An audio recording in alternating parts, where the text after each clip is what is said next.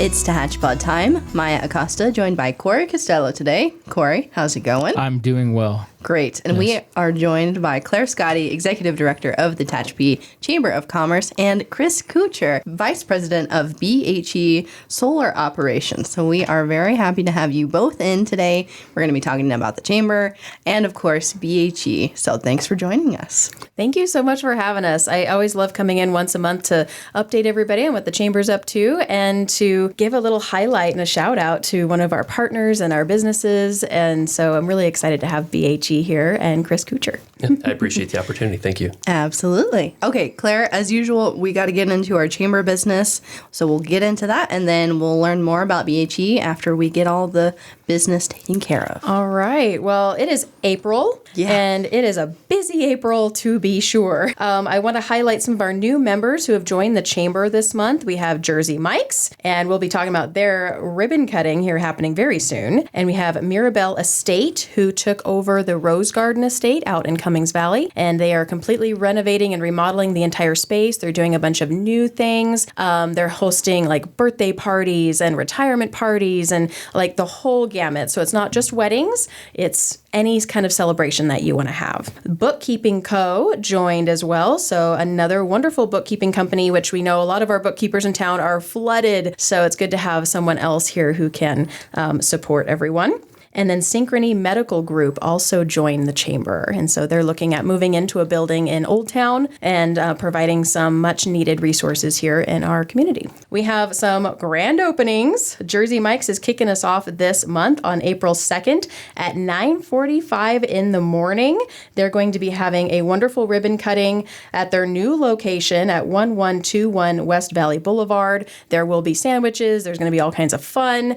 And they're also hosting a fundraiser for family life pregnancy. Cool. So yeah, super, super fun. I know they're excited and they're already getting very involved in the community. Yeah. So it's great to see them. Yeah, we just did a podcast, Corey, with Martha Perez, franchisee of Jersey Mike's. So take a listen to that. She's got a lot of great Ideologies. There you go. When it comes to owning and operating the business here locally. She's, a huge supporter of the youth and getting them into the workforce and supporting them up. So. And I got a little sneak peek of the space. Yeah. It's phenomenal. They did an amazing amount of work in a short amount of time. Yeah. And the place looks great. So we're super excited. I never would have thought, but it's beautiful. Yeah. It really is. Exactly. Corey was taking notes of their tile in there. He's gonna light blue subway tile. I was all about it. I put that in my house. Yeah. I love it. But yeah. That's awesome. So April 2nd, 9:45. On April 4th, there will be a sculpture unveiling at the BK Theater. This is TCTA. They've been working on beautifying the front of the BK Theater. And this is a beautiful sculpture made by Monica Lindsay from Monica's Junk Iron, but she's made these incredible sculptures. And Mary Beth Garrison and her husband have donated these sculptures, and so there'll be an opportunity to celebrate this donation and unveil the beautiful artwork. So that'll be at 6 p.m. on April 4th at the BK Theater, right before Enchanted April. Yeah. Sir Maya Acosta. And then on April 5th, we don't have a grand opening or celebration, but we do have Thunder on the Mountain car cruise happening that day, starting at 9:30 in the morning over at Stallion Springs. All the classic cars, motorcycles can come and get some donuts and some coffee. And then around 11, we'll get started rolling down the road, driving all the way through Tehachapi, driving through downtown, and ending at TK's Pizza, where everyone will get a chance to park their cars, and we're going to have some contests and revving some engines and having some fun there. And of course, eating delicious pizza at TK's. There's going to be a raffle to support Stallion Springs Foundation. And we're really excited to have WITS, Everything for the Office, RWS, and Night Building Systems, and First Priority Vehicle Registration Services as the sponsors for that event. On April 10th, we have Mountaintop Storage. They are celebrating their grand opening right here at 795 West Statue Boulevard at 4 p.m. And this has been a long time in the making. We know that they've been working really hard on these storage units, and they are just top notch. It's amazing. I got one during our move and I still have it. And it was so easy to sign up, all online. All the access is digital.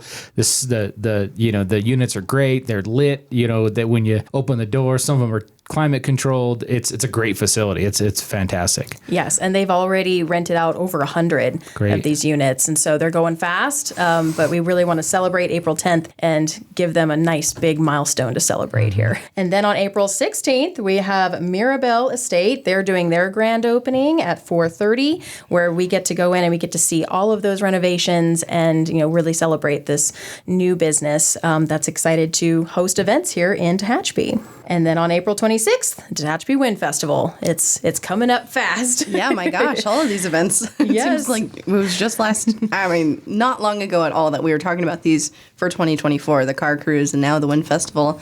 And yeah, it's here. Spring is here. It's here, yes. And we're hoping for a beautiful day like we just had this last weekend where it was sunny and warm and like perfect wind at Meadowbrook Park and all the kites were already up in the air. So April 26th, 1 to 6 p.m. out at Meadowbrook Park, there's going to be kite flying. There's going to be free kites sponsored by Sim Sanitation where all the kids can come out and grab their own free kite. They can color it and send it up into the sky. And then when they're done with that one, they can get a really spanking new, beautiful kite from some of the vendors that'll be out there. There will be shopping, food trucks, bounce houses, all kinds of games and crafts. We're going to have all kinds of wonderful things from Cerro Coso, who's the main sponsor for our event. And then we have Golden Hills, CSD, and Tehachapi Valley Recreation Parks District. They've been amazing partners with this event. The Loop is a marketing and media sponsor for us, and Kern Family Healthcare and Valley Strong Federal Credit Union are huge sponsors, and Little Entertainment is also sponsoring the bounce houses. Cool. So it's going to be a really, really fun day, and we're just excited to see everybody out there with their kites. Yes, absolutely. Yay. Our luncheon for this month will be the third Tuesday of the month, as always, and we're going to be over at Kelsey's, and we're going to be hearing from Coldwell Banker Frontier. And so they're going to be talking about some of the things that they've done over the years that really helped them succeed. So it would be kind of, steps to success and some steps that are maybe inspiring and helpful for a lot of our businesses who are either getting started or they're like in the middle of that transition and growth, and they're just not sure how to get to that next step. So there's a lot of knowledge and inspiration coming from Coldwell Banker. Very cool. Yay. Okay. Tehachapi's Finest. We are super excited that we have nominees for each group. Awesome. And this was very, very hard. The committee for the Tehachapi's Finest had a very hard time picking out these nominees. And this year we're doing like an Academy Award style where there's 3 nominees that have been chosen for each group. And then the winner will be announced at the gala. So lots of excitement, lots of fun, and an opportunity for us to really highlight all the amazing things that people are doing in our community. So small business is going to be either Mountain Dog Club, the Loop newspaper, or Wild Root Style Company. Large business of the year will either be Coldwell Banker Frontier, Hitching Post Theater, or McDonald's. Nonprofit of the year is between Cheers to Charity, Family Life Pregnancy Center, or Tehachapi Amateur Radio Association. And Citizen of the Year is between Amber Mitchell, Gail Caldwell, or Phyllis Belcher. Lovely. So, yes, wonderful people in our community that just keep giving. Yeah. And we're really excited to highlight everybody and to see who the winners are. And I don't even know who the winners are. Well, this is exciting. Yeah, it was. I was just given envelopes, and they're like, we'll take care of the rest. It's so a you don't secret. even know. And I was like, awesome. So when is the gala, Claire? So we're looking at the end of May. We're finalizing, but it's looking like May 31st. Awesome. Will be our date, and we're looking at Mirabelle Estate. We're going to cool. head over there and check them out. Very and so we're really excited. Beautiful, beautiful setting, and just a really wonderful place to celebrate. Awesome. Looking forward to it. Yay. Yes. And Mountain Fest vendor applications are starting April 1st. So if you're listening and you want to be a vendor for Mountain Fest, check on the website, mountainfestival.com, TehachapiMountainFestival.com, and they will be up April 1st in the morning. Fantastic. So start sending them my way. And then one more thing I really want to share that has a lot to do with BHE Renewables. We got up our community calendar on our website last Friday. Awesome. So we're super excited. It was a lot of work in the making. And, thank you so much to BHE Renewables for sponsoring that community calendar. And so now if you go to Tehachapi.com, there is a community calendar tab. We can go over to it. And it now highlights all of the events that are happening in our community from 65 different entities and organizations and businesses. And we can always add more events very easily. So if someone someone comes up and they're like, oh, hey, I have this one event that doesn't look like it's up there, we can easily add it in. And we have events from, Saracoso, Space Flow Yoga,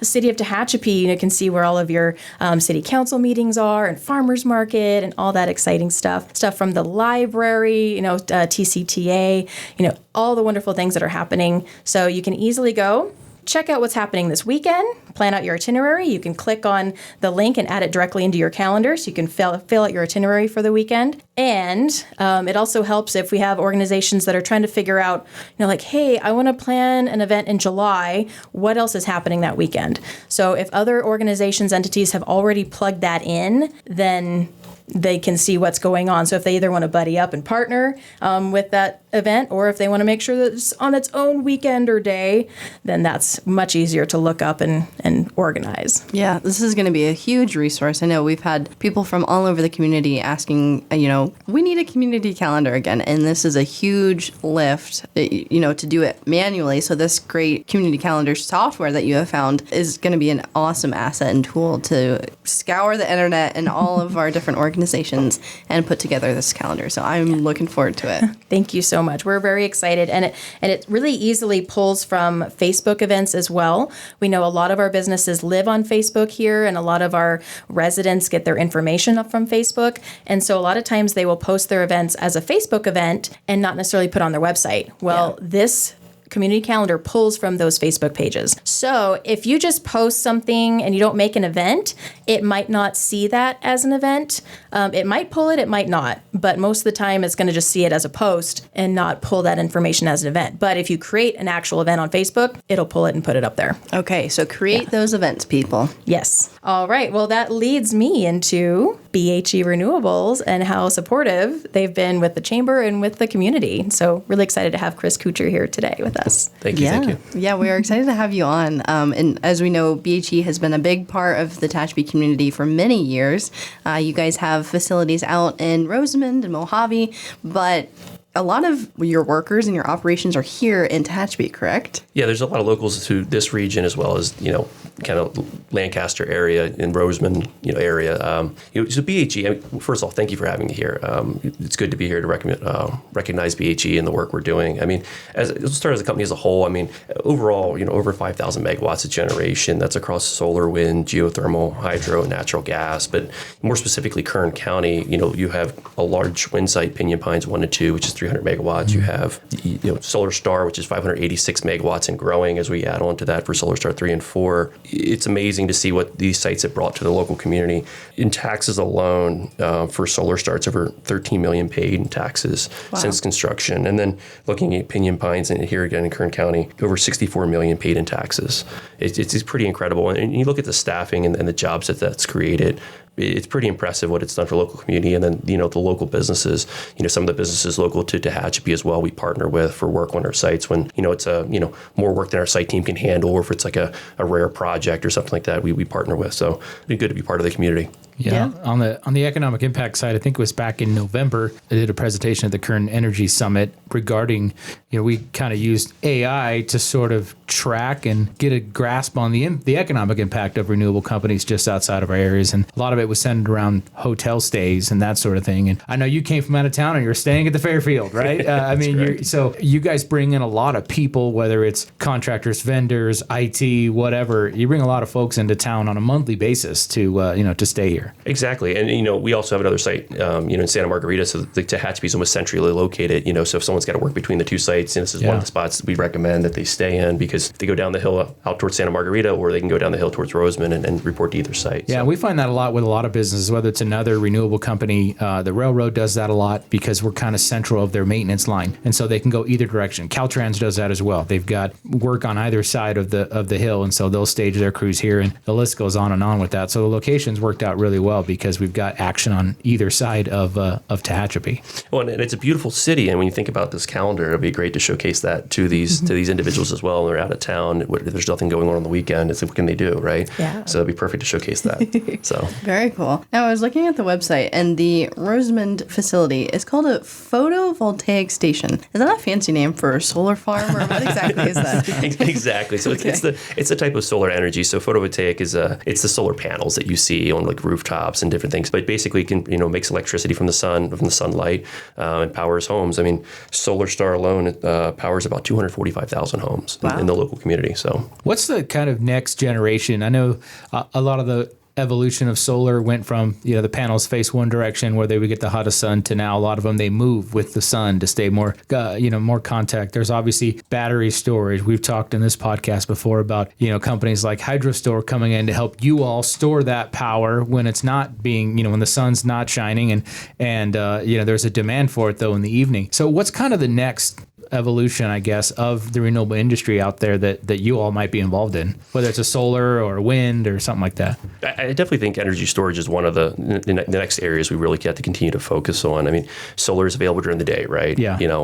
So how do you store it, and how do you store it at a large scale? It's still a challenge that we're trying to solve. Batteries are part of that solution, but HydroStore and some of these other even pumped hydro or other options where you can store energy and have energy into the evening, or if not all night, depending on demand. So there's definitely opportunities out there. It's amazing how much innovation in solar alone, we just think of it as solar panels, but in the recent years, the efficiency of those panels to scale those sites down smaller, but to still make the same output as some of these older sites, they've become really efficient. So, those are very beneficial to solving this problem as we go forward. Now, it's interesting to me.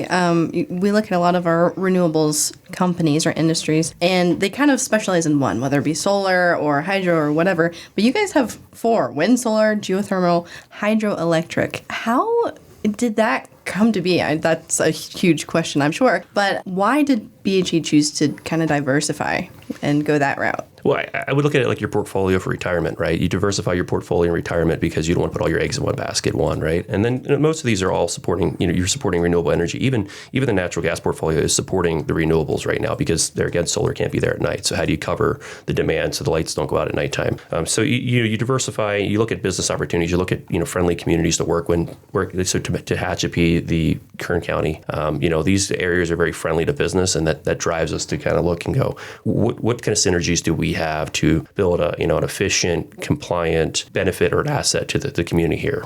So. And probably what's available in whatever site too. I mean, if you got a place with a lot of water, okay, hydro makes sense. If out in East Kern, you have land, sun, and there's plenty of wind. Mm-hmm. So those make sense, right? Because that's what's available. And there's a little bit of geothermal out near Ridgecrest, but not so much really in the Mojave area where some of these projects are at. So I'm sure site selection, depends on what asset you're going to put in that spot. Oh, absolutely. The Antelope Valley gets so much sun, and it's kind of unique to, especially where we're placed in the valley, because it seems like most storms either stay south or they stay north. They don't actually hit that first part of the valley before they break in farther in. So, you get a lot of sun year round. And so just that placement, or like wind, looking at Tehachapi, you have so much wind. I mean, the history of wind kind of started here. Yeah. Right. It's crazy guy in a pickup truck, basically. I mean, there's pictures of it at Kelsey's. This is a guy in a pickup just putting these things up with a postal digger to start. And that was the start of a, big industry worldwide. Yeah. Interesting. Yeah. For my personal knowledge, what exactly is geothermal energy? So geothermal is taking, so as you go deeper and deeper in the crust, right, of the earth, it gets hotter and hotter, right? Yeah. So geothermal is capturing that heat deep down in the earth and then using a liquid, usually like a water, whether you're pumping it in or it's coming out of the ground already, and then basically using that heat that's captured there, you use that heat to turn water into steam and then run a steam turbine. Okay. So you're using heat that's already there. That's 24/7 renewable energy. So that's one of the benefits of it. And there's some advances coming along in that technology as well that might allow, more options on where you can place those kind of facilities versus like the water's already there kind of set up where, Imperial Valley, we have a lot of those sites and because, the logistics make sense. Mm-hmm. But the technology is improving to where you might have more options in the future. Okay. And what are exactly the geographic then indicators that you look for to start finding the geothermal? Because Corey, you mentioned Ridgecrest. Does it have something to do with like fault lines or something? I'll be honest, that's an engineering question I can't answer. Basically, well, usually, I mean, if you look at East Kern, if you're driving to Mojave and you look in East Kern, you see these what look like little hills. Well, those are old volcanic cones. Millions of years ago, that was a pretty volcanic active area. And so you see these cones, and they're actually old volcanic cones. Well, we don't know what happens under a volcano, right? You've got gases and that. So those are kind of the remnants of a lot of those. So fault lines do play a part. And I'm no geologist, but that's basically my Tehachapi High School education of geology. Hey, there you go. But that's really what it comes from. That region, especially near Ridgecrest, you see a lot of those. If you're driving out, you see those kind of little mountains. Well, those are just old volcanic cones. And so underneath that is probably a lot of that action. Some of it is obviously dried up because those are not active anymore. But I'm sure when you get really deep down, there's still some of that geothermal out there. Absolutely. Good stuff. Okay. I'm trying to tap back into my high school. Yeah. Well, you're from Kansas, right? There's not much happening under the ground in Kansas, exactly. So it's a little more complex here in California. Yeah, don't have to worry about fault lines and earthquakes and volcanoes out there. So. Just tornadoes. Tornadoes, yeah. So the wind energy, I get that. Yeah. Right. Yeah. Right. Well, this is great stuff. I'm curious to learn a little bit more about BHE and your mission and what it is that kind of drives you to support the community and what causes you see that you want to support. For example, the community calendar. What are some of those initiatives that you guys choose to support? Yeah, so some of the relationships we've included here in Tehachapi, or Tehachapi Valley Recreation and Park District, the Rotary Club of Tehachapi, City of Tehachapi, the Adventist Health Hospital of Tehachapi Valley, Cheers for Charity, Honor Flight, American Association of University of Women of Tehachapi, and the Tehachapi Arts Commission. And also, obviously, we talked about, well, actually, we didn't talk about it, the bench project we're working on with the Greater Tehachapi Chamber of Commerce to use recycled wind turbine blades to build a park bench. So Yes, yeah, that was and you really have exciting. been involved. They probably didn't make your list, so hopefully they keep it on the renewal list. But you have been involved last couple of seasons locally with the Tehachapi Warriors Booster Club, and helping fund needs of teams at Tehachapi High School. So definitely appreciate that for sure. Absolutely. I mean, I think the goal is to kind of work with the local communities. Like, we have a business to run, but also how does that impact, or how can that really help impact the local community, and what can we do to help them? There's just, when people come to us with ideas or their local schools or different things, we know those are the kind of projects we entertain because that affects our employees as well as the local residents. So. Yeah, that's a lot of different local organizations that you guys help in various ways. But you'd mentioned the Bench Project, Clara, which is an exciting project between the city and the chamber and now BHE. So it's a great collaborative effort. And that is the bench that is in front of the Chamber of Commerce, correct? Yes. So that's been a wonderful project that is coming to fruition, and we're just waiting on the last little bit to put up there and then celebrating with the city and doing a big ribbon cutting for it. But it started with these benches that were given to the city. And so that partnership was formed with Canvas Bench, and the city, all you guys sat down and were like, where are some really cool places we could put these? So like the pickleball courts have these benches. Yep. And Visitor Center, there's one in front of the American Legion. There was actually two. There was one was dedicated to one of the MIAs from the Vietnam War. So there's several of them around. They're really cool. I mean, we had Canvas on the podcast actually and talked about their sort of process and this massive warehouse they have to have because they're these turbine blades are gigantic. So they got this massive several 100,000 square foot warehouse to bring these things in and then start cutting them up and turning them into benches. It's pretty impressive. Yes, and so the city gifted this bench to the front of the chamber, and so that kind of got the ball rolling with, well, what if we use it as an educational space when people come and sit? And in the concrete, we have put icons of all these different methods of getting energy. So everything from oil to hydrogen and solar and wind and like all of geothermal, like all these new ways of getting energy. And so it's a kind of an opportunity for people to come when they sit and they're like, what is this? Oh, that's so cool. And then there's more information on the plaque, and there'll be a QR code that takes them to a website that has all kinds of information about Kern County and all the renewable energy that is produced here and the impact that it has nationwide. Yeah. And so this would be really exciting. And BHE is one of the wonderful supporters of that project, along with HydroStore and AES and Terrigen. WM was a big supporter, Night Building Systems, City of Tehachapi, of course. Thank you so much. And so, we're excited. As soon as we get that plaque up there, we're cutting a ribbon. Make sure it gets on the calendar. Yes. I'm going to give everybody plenty of time. And it really is, it's a good testament. I mean, BHE and other organizations and companies around, East Kern is just, it's always been, whether it was in the energy sector, defense, aerospace, it's always kind of been that blank canvas of testing. There's a lot of space out there, which is great. A lot of it is not really hospitable. You're not going to live out there. However, there's a use for a lot of this. And I think as we see with whether it was when they first started putting up wind turbines or first started putting up solar panels, and now we're at this next sort of challenge, which is, okay, we're producing this energy. We need to store it. That's where companies like HydroStore come in, or battery storage projects come in through these various companies. So I'm really excited to see where it goes as this continues to be kind of a blank canvas area. And then, the impact that this has nationwide. I mean, a lot of the power I know now, maybe that Edison can't buy from you all gets sold to Arizona on pennies on the dollar, and they make a killing out of it. And so some of these storage projects will help keep that. And so that way you guys are not taking a loss on some of the energy that's produced. So I'm excited about really what the future is on the renewable sector as they start figuring out new ways to either produce and or, store that energy. Yeah, it's just really exciting to educate the public. Going back to the BHE, I mean, I think it's a great idea how it incorporates the learning, because I feel like energy is not something that everybody really understands. So, when you tell people you work in this division or that division, they have an assumption because someone's told them something at one point in time, and you start kind of educating the pros and cons, and there's really no perfect solution. So kind of why you need a little bit of everything. Yeah, and people most folks understanding is I turn the light on and it comes on.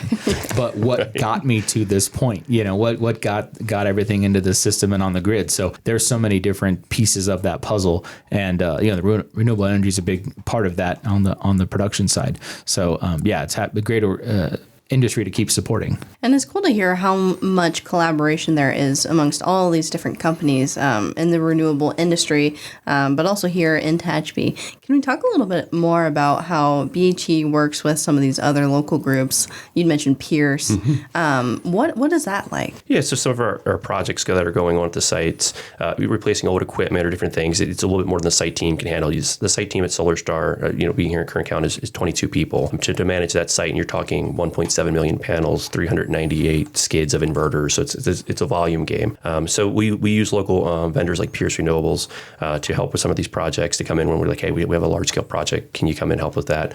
And then Rise Renewables we've partnered with for training. They're a great organization, and then training for the inverter technologies and training our technicians to get that hands-on training. It's one of our core values is employee commitment, and part of that is obviously taking care of the employees' benefits and that stuff. But really, how do you take care of them day to day, right? And that goes into investing in them with training, get that classroom training, not just a computer module, but actually putting them through like rigorous, detailed training so they're qualified and equipped to do the work, and they feel safe about doing that work, take any uncertainty out of it. There's a lot of work to be done on the sites too once the panels are, you brought up the inverters, but just like the solar panels on your home, they need to be cleaned regularly and the land needs to be managed. And so that's where some of these other companies come in to help you all out with that, right? Exactly. Yeah, we use like Mountain Safety for cleaning veg management, and then we've used other partners in the region for like cleaning panels and stuff like that. So, but there is a lot of work. We do clean the panels at SolarStar like twice a year typically. And then, when you're mowing 3,200 acres of land, and keep in mind, a lot of that has to be string, like weed eater, like string trimmer,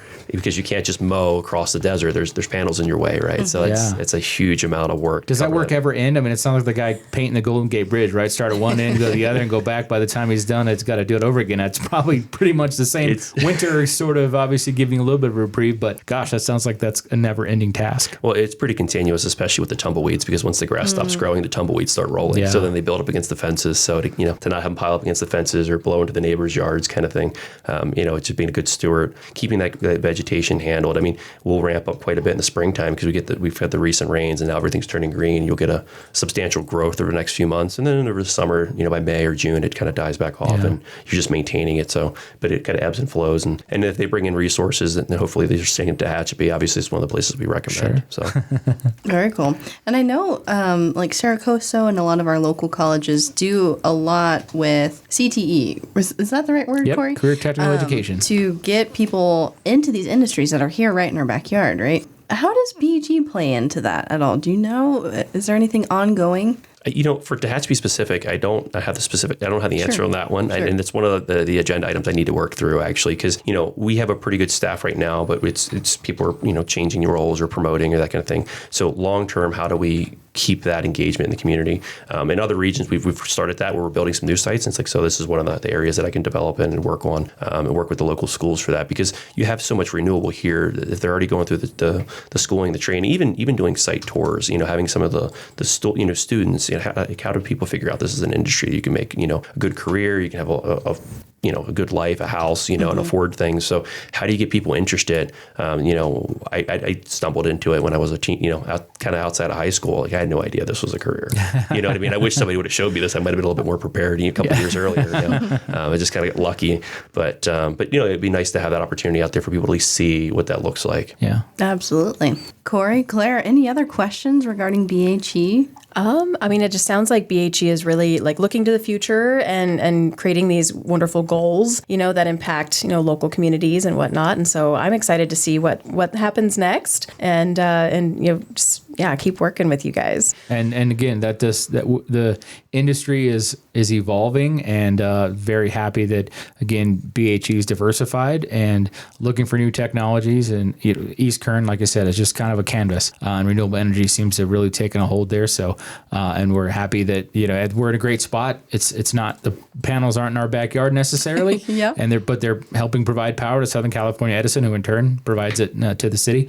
But then we're also seeing really that economic impact. We're able to support these businesses when they come to town to do all the kinds of work. So. Yeah, exactly. Definitely glad to have all of these East Kern industries as, helpful partners to us here as the workers that live here, the workers that stay, and exactly as you said, Corey, all the economic impact. So great stuff. Yeah. Thank you, Chris and Claire, for coming in today and telling us all about the Chamber and BHE. Thank you for having us. All right, if you are listening and you have any questions regarding anything we talked about in this episode, you can email us, media@tehachapiecityhall.com, and we will get that addressed to the right place. As always, thanks so much for tuning in, and we hope to catch you back here next time on TeHatchPod.